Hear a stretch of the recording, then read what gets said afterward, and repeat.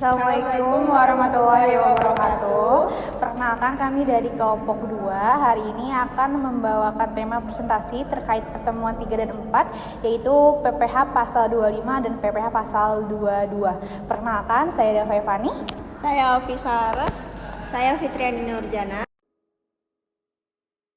Topik penjelasannya yang pertama ada ketentuan PPH pasal 25. Yang kedua ada pembayaran PPH pasal 25, yang ketiga ada tantangan wajib pajak, yang keempat ada studi kasus.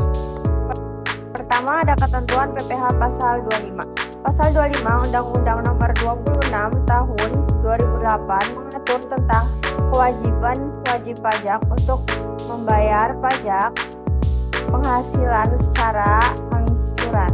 Subjek pajak. Jenis PPH pasal 25 memiliki 2 subjek pajak. Yang pertama, wajib pajak orang pribadi yang memiliki kegiatan usaha seperti berdagang atau penyediaan jasa. Kedua, wajib pajak badan yang melakukan kegiatan usaha seperti pedagang atau penyedia jasa. B. Tarif wajib pajak. Yang pertama ada wajib pajak pribadi, yang kedua ada wajib pajak badan, dan yang ketiga adalah wajib pajak yang dikecualikan dari tarif pajak PPH pasal 25. Yang A ada wajib pajak orang pribadi pengusaha tertentu atau WPO-PPT. Tarif PPH 25 yang kategori WPO-PPT yaitu 0,75% dikali omset bulanan pada setiap tempat usaha. Yang B wajib pajak orang pribadi selain pengusaha tertentu atau WPO-PSPT. Ketentuan tarif PPH 25 pada kategori WPO-PSPT yaitu penghasilan kena pajak atau PKP dikali tarif PPH 17 ayat 1 huruf A UU PPH atau 12 bulan. Tarif PPH 17 ayat 1 huruf A UU PPH ditentukan berdasarkan besar penghasilan yang diperoleh 1 tahun meliputi 0 sampai 50 juta sama dengan 5%. 50 juta sampai 250 juta itu 15%. 250 juta sampai 500 juta itu 25%. Yang di atas 500 juta itu sama dengan 30%. Wajib pajak badan. Ketentuan tarif pada wajib pajak badan usaha yang melakukan usaha tetap serta mempunyai kewajiban untuk membayar, memotong, dan pemungutan PPH pasal 25 adalah penghasilan kena pajak atau PKP dikali 25% tarif PPH 17 ayat 1. Tarif yang dikecualikan untuk wajib pajak PPH pasal 25, yang pertama ada wajib pajak baru, wajib pajak orang pribadi dan badan yang baru pertama kali memperoleh penghasilan dari usaha atau pekerjaan bebas dalam tahun perpajakan berjalan, yaitu angsuran PPH pasal 25 sebulan, tarif pasal 17 dikali buka kurung 12 bulan dikali penghasilan neto sebulan dikali 12. Perkiraan penghasilan berdasarkan bulan operasi awal. Yang kedua ada wajib pajak bank dan sewa guna usaha dengan hak opsi. Angsuran PPH pasal 25 sebulan sama dengan tarif pasal 17 dikali perkiraan laba bulan pertama dikali 4 dibagi 12 bulan. Yang ketiga ada wajib pajak BUMN dan BUMD, dihitung berdasarkan penerapan tarif umum atas laba rugi fiskal menurut rencana kerja dan anggaran pendapatan RKAP tahun pajak yang bersangkutan yang telah disahkan rapat umum pemegang saham RUPS dikurangi dengan pemotongan dan pemungutan pajak penghasilan pasal 22 dan pasal 23 serta pajak penghasilan pasal 24 yang dibayar atau terutang di luar negeri tahun pajak yang lalu dibagi 12. Yang keempat ada wajib pajak masuk bursa dan wajib pajak lainnya yang berdasarkan ketentuan peraturan perundang-undangan harus membuat laporan keuangan berkala. PPH yang dihitung berdasarkan penetapan tarif umum atas laba rugi fiskal menurut laporan keuangan berkala terakhir yang disetahunkan dikurangkan dengan pemotongan dan pemungutan pajak penghasilan pasal 22, pasal 23, dan pasal 24 yang dibayarkan atau terhutang di luar negeri untuk tahun pajak lalu dibagi 12. Yang C. Pembayaran pajak dan pelaporan SPT masa memiliki batas waktu paling lama tanggal 15 bulan berikutnya setelah masa pajak berakhir. Misalnya saja untuk bulan Mei 2022, maka angsuran PPh pasal 25 harus dibayar paling lambat tanggal 15 Juni 2022. Yang kedua, mekanisme pembayaran pajak. A. Perhitungan pajak terhutang. Mekanisme pembayaran. Proses mencakup perhitungan pajak terhutang, penentuan jumlah anggaran, pelaksanaan pembayaran, dan pelaporan kedisiplinan dalam pembayaran dan akurasi pelaporan sangat penting untuk menghindari sanksi. Langkah pertama dalam mekanisme ini adalah perhitungan pajak penghasilan yang terhutang. Proses ini mencakup beberapa langkah tersebut. Yang A. Pengumpulan data keuangan. Wajib pajak perlu mengumpulkan semuanya data terkait penghasilan yang diterima selama tahun pajak sebelumnya. Hal ini termasuk pendapatan dan berbagai sumber seperti gaji, usaha, dan investasi. Yang B. Perhitungan penghasilan kena pajak. Dari penghasilan bruto, wajib pajak harus mengurangi pengeluaran yang diizinkan untuk mendapatkan penghasilan kena pajak. Penghasilan yang dapat dikurangkan biasanya mencakup biaya operasional, biaya sewa, biaya gaji karyawan, dan lain-lain. Penerapan tarif pajak. Setelah mendapatkan penghasilan kena pajak, wajib pajak harus menerapkan tarif pajak progresif yang berlaku. Ini berarti bahwa penghasilan yang lebih tinggi akan dikenakan tarif yang lebih tinggi, sehingga penting untuk menghitung dengan cermat agar tidak terjadi kesalahan. 2. Penentuan jumlah angsuran. Setelah pajak terhutang dihitung, langkah selanjutnya adalah menentukan jumlah angsuran yang harus dibayarkan setiap bulan. Yang A. Pembagian pajak terhutang. Jumlah pajak terhutang dibagi dengan 12 bulan untuk mendapatkan jumlah angsuran bulanan. Ini memberikan gambaran yang jelas mengenai kewajiban bulanan yang harus dipenuhi oleh wajib pajak. B. Penyesuaian angsuran. Jika dalam tahun berjalan terdapat perubahan signifikan dalam penghasilan, wajib pajak dapat mengajukan permohonan untuk menyesuaikan jumlah angsuran. Misalnya, jika penghasilan diperkirakan meningkat, angsuran bulanan juga perlu dinaikkan untuk mencerminkan kewajiban pajak yang lebih besar. Pelaksanaan pembayaran angsuran. Setelah menentukan jumlah angsuran, wajib pajak harus melakukan pembayaran sesuai dengan ketentuan yang berlaku. Yang A. Ada jadwal pembayaran. Pembayaran angsuran dilakukan setiap bulan, biasanya paling lambat pada akhir bulan sesuai dengan jadwal yang ditetapkan. Kedisiplinan dalam pembayaran sangat penting untuk menghindari denda keterlambatan. Yang B. Metode pembayaran. Pembayaran angsuran dapat dilakukan melalui bank persepsi yang ditunjuk oleh Direktorat Jenderal Pajak. Wajib pajak harus memastikan bahwa setiap pembayaran yang dicatat dengan baik untuk keperluan pelaporan nantinya. Yang 4 ada pelaporan angsuran. Wajib pajak diwajibkan untuk menyampaikan laporan SPT tahunan yang mencantumkan semua angsuran yang telah dibayarkan selama 1 tahun tersebut. Proses pelaporan ini meliputi yang pertama yang A itu pengisian SPT. Wajib pajak harus mengisi formulir SPT dengan mencantumkan semua informasi terkait penghasilan, pengeluaran, dan pajak yang telah dibayarkan. Yang B ada batas waktu pelaporan. SPT tahunan biasanya harus disampaikan paling lambat 3 bulan setelah tahun pajak berakhir. Keterlambatan dalam pelaporan dapat melibatkan sanksi administrasi. Yang kelima, monitoring dan evaluasi. Setelah melakukan pembayaran dan pelaporan, penting bagi wajib pajak untuk melakukan monitoring dan evaluasi terhadap kewajiban perpajakan mereka. A. Rekapitulasi pembayaran. Wajib pajak perlu merekap semua pembayaran angsuran yang telah dilakukan untuk memastikan tidak ada kekurangan atau kelebihan pembayaran.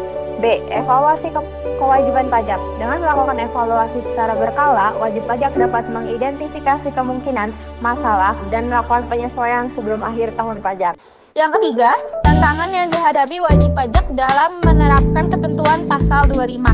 Meskipun pasal 25 Undang-Undang Nomor 36 Tahun 2008 memberikan kemudahan dalam pembayaran pajak penghasilan secara angsuran, banyak wajib pajak yang masih menghadapi berbagai tantangan dalam mencakup ketentuan ini. Berikut adalah beberapa tantangan umum yang dihadapi oleh wajib pajak. Yang pertama, kurangnya pemahaman dan pengetahuan. Salah satu tantangan terbesar yang dihadapi wajib pajak adalah kekurangan pemahaman mengenai ketentuan perpajakan, khususnya PPh pasal 25. Banyak wajib pajak, terutama pelaku usaha kecil dan menengah, tidak memiliki latar belakang pendidikan atau pelatihan yang memadai dalam bidang perpajakan. Yang kedua, kompleksitas kompleksitas peraturan perpajakan. Peraturan perpajakan di Indonesia sering mengalami perubahan, dan hal ini menambah kompleksitas bagi wajib pajak. Wajib pajak harus terus-menerus mengikuti perkembangan peraturan terbaru untuk memastikan kepatuhan. Jika ada kesalahan dalam perhitungan dan pelaporan, kurangnya pemahaman dapat berujung pada kesalahan dalam menghitung pajak terhutang. Kesalahan ini seringkali disebabkan oleh perhitungan yang tidak akurat, pelaporan yang tidak tepat. Yang keempat, ada sanksi dan denda. Ketidakpahaman dan kesalahan dalam perhitungan pajak dapat berakibat pada sanksi administratif dan denda. Wajib pajak yang terlambat melakukan pembayaran angsuran atau tidak melaporkan pajak dengan benar dapat dikenai denda yang cukup signifikan. Dari hasil perhitungan, maka PPh pasal 25 dari PT Surya Fajar Mas adalah sebesar Rp9.361.36, peredaran bruto di bawah 4,8 miliar dan diangsur sejumlah Rp786 tiap bulan pada tahun pajak berikutnya. Pada penelitian ini, perhitungan pajak penghasilan menurut laporan laba rugi komersial sama dengan perhitungan menurut laba rugi fiskal yang disebabkan karena tidak adanya pendapatan dan biaya atau beban yang tidak diakui dalam akuntansi perpajakan, tetapi menurut akuntansi komersial diakui sebagai pendapatan dan biaya atau beban. Kesimpulan dari materi ini membahas akuntansi pajak penghasilan berdasarkan pasal 25 Undang-Undang Nomor 36 Tahun 2008 yang mengatur kewajiban pembayaran pajak secara angsuran. Berikut adalah poin-poin yang penting yang dibahas. Yang pertama, ketentuan pasal 25 mengatur bahwa wajib pajak baik individu maupun badan dapat membayar pajak penghasilan secara angsuran bulanan sehingga meringankan beban keuangan dan meningkatkan kepatuhan perpajakan. Assalamualaikum warahmatullahi wabarakatuh. Di sini kita akan membahas materi perpajakan PPh pasal 22. Yang pertama ada pengertian dan objek PPh pasal 22, yang kedua ada tarif PPh pasal 22, yang ketiga ada pemungutan PPh pasal 22, dan yang keempat ada studi kasus. Pengertian PPh pasal 22 berdasarkan Undang-Undang Nomor 36 Tahun 2008 tentang pajak penghasilan, menurut pasal 22 ayat 1 UU PPh ini, materi keuangan dapat menetapkan bendahara pemerintah untuk memungut pajak sehubung dengan pembayaran atas penyerahan barang, badan-badan tertentu untuk memungut pajak dari wajib pajak yang melakukan kegiatan di bidang impor atau kegiatan usaha di bidang lain. Yang ketiga, wajib pajak badan tertentu untuk memungut pajak dari pembelian atas penjualan barang yang tergolong barang mewah. Objek PPh pasal 22. Yang pertama, impor barang dan ekspor. Kegiatan impor dan ekspor barang yang dilakukan importing atas barang atau komoditas. Ada tambang batu bara, mineral logam, mineral bukan logam. Kedua, pembayaran atas pembelian barang atau objek PPh pasal 22 bendaharawan.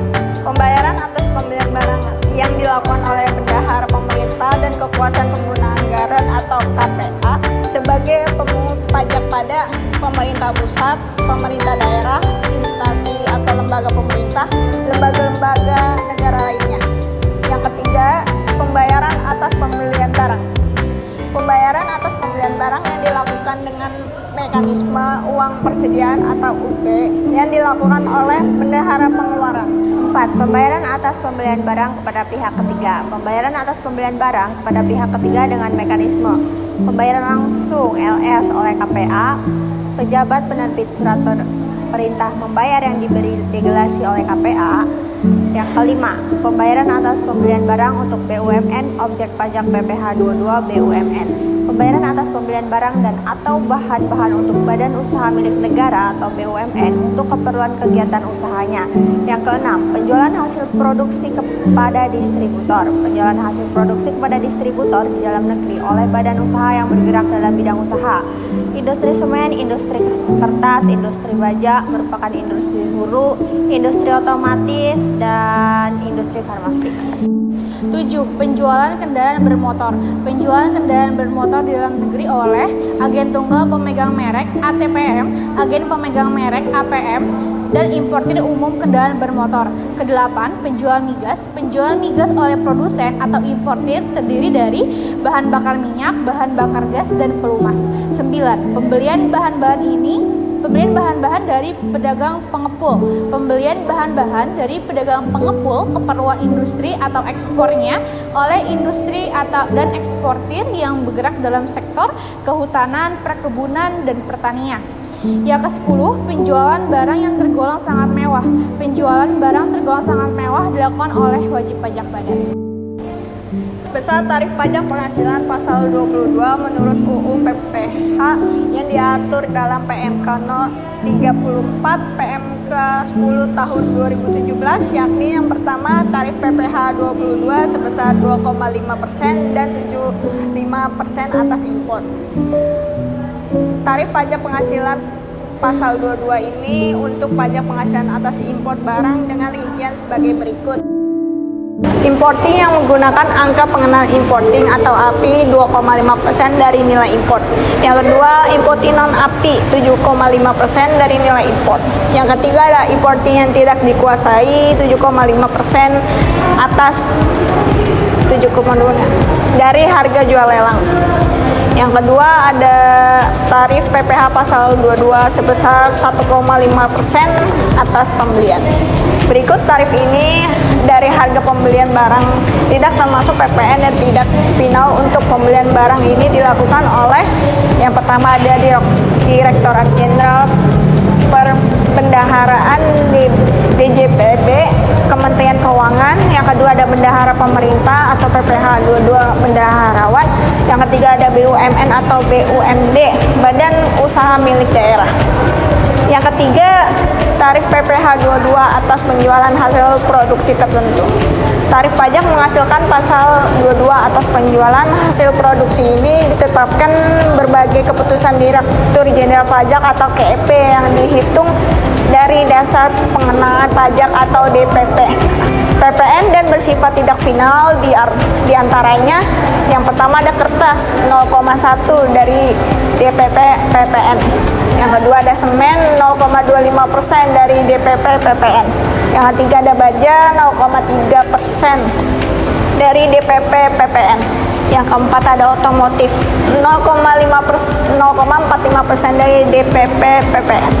Yang terakhir ada semua jenis obat 0,3% dari DPP PPN. DPP adalah harga jual, nilai ekspor atau impor, penggantian atau nilai yang dipakai sebagai dasar dari perhitungan besarnya pajak yang terutang. DPP ini merupakan nilai dasar yang merupakan untuk menghitung pajak terutang seperti PPH pasal 22, PPH pasal 23, PPH pasal 4 ayat 2, dan PPN. Tarif PPH pasal 22 hasil produksi migas. Pengenaan pajak penghasilan pasal 22 dari hasil produksi atau penyerahan barang oleh produsen atau importir bahan baku minyak, gas, dan pelumas adalah 0,25% dari penjualan, tidak termasuk PPN untuk penjualan pada stasiun pengisian bahan bakar umum yang menjual BBM yang dibeli dari Pertamina atau anak usaha Pertamina. Yang kedua, 0,3 dari penjualan tidak termasuk PPN untuk penjualan kepada stasiun pengisian bahan bakar umum yang menjual bakar minyak yang dibeli selain dari Pertamina atau anak perusahaan Pertamina.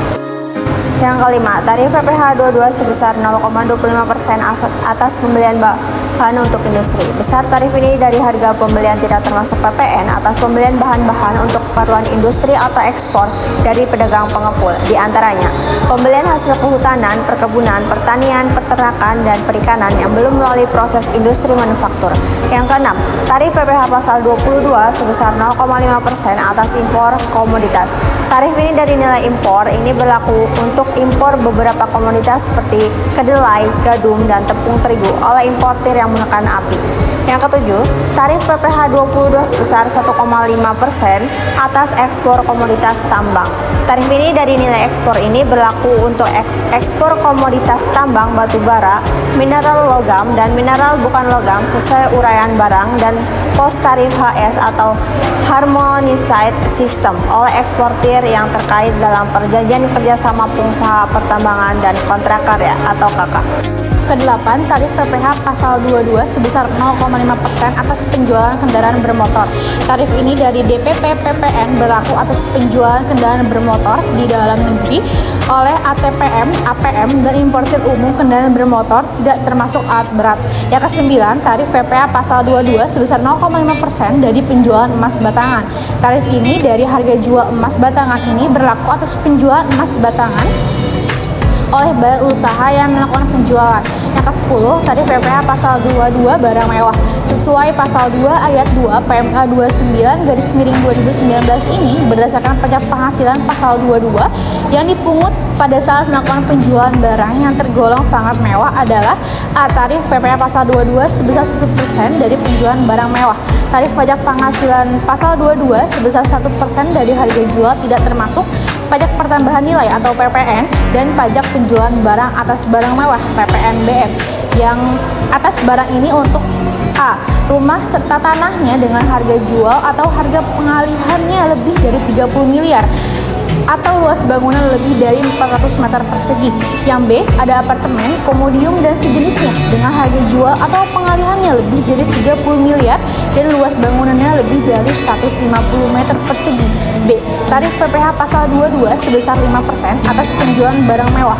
Tarif ini dari harga jual tidak termasuk PPN dan PPNBM atas barang berlaku untuk 1. Pesawat terbang pribadi dan helikopter, 2. Kapal pesiar, yacht, dan sejenisnya.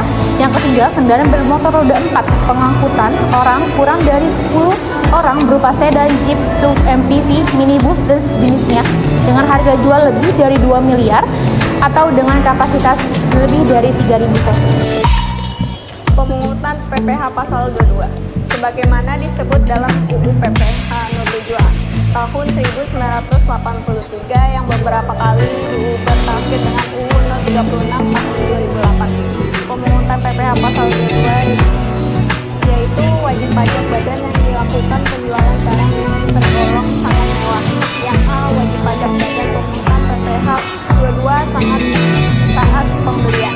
Yang pertama ada Bank Devisa dan Direktorat Jenderal Bea Cukai atau DJBC atas objek PPh pasal 22 impor barang. Yang kedua ada bendahara pemerintah yang menguasai pengguna anggaran atau KPU. A. Sebagai pemungutan pajak pada pemerintah pusat, pemerintah daerah, dan instansi atau lembaga pemerintah dan lembaga negara lainnya yang berkenan dengan pembayaran atas pembelian barang. Yang ketiga, bendahara pengeluaran berkenan dengan pembayaran atas pembelian barang yang akan diminta uang persediaan atau bukan swasta yang berkenan saat satu metode usaha yang bergerak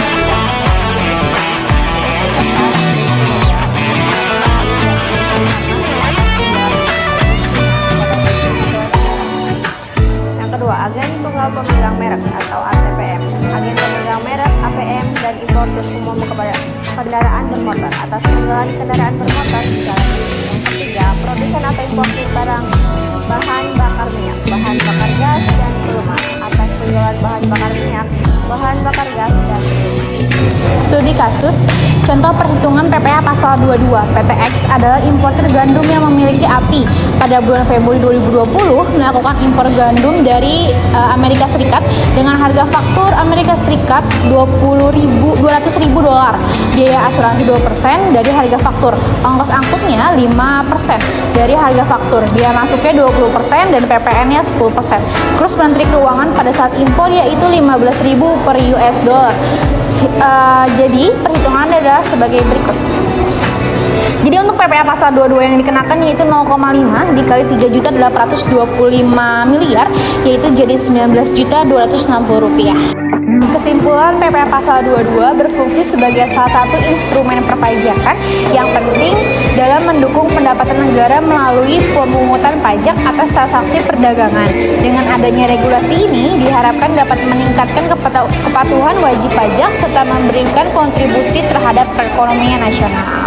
Sekian presentasi dari kami kelompok 2 yang membahas terkait PPh pasal 25 dan PPh pasal 22. Kurang lebihnya mohon maaf. Wassalamualaikum warahmatullahi wabarakatuh.